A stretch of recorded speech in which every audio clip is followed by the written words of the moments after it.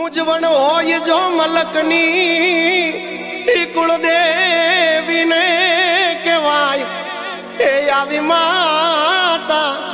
બેઠી હોય મઢમાં એ પછી બીજે જઈનો બેહાય આવી માતા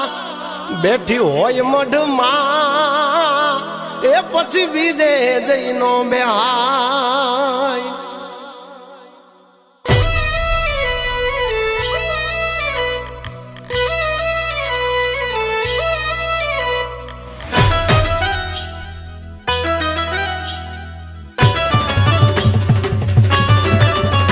હે જૂન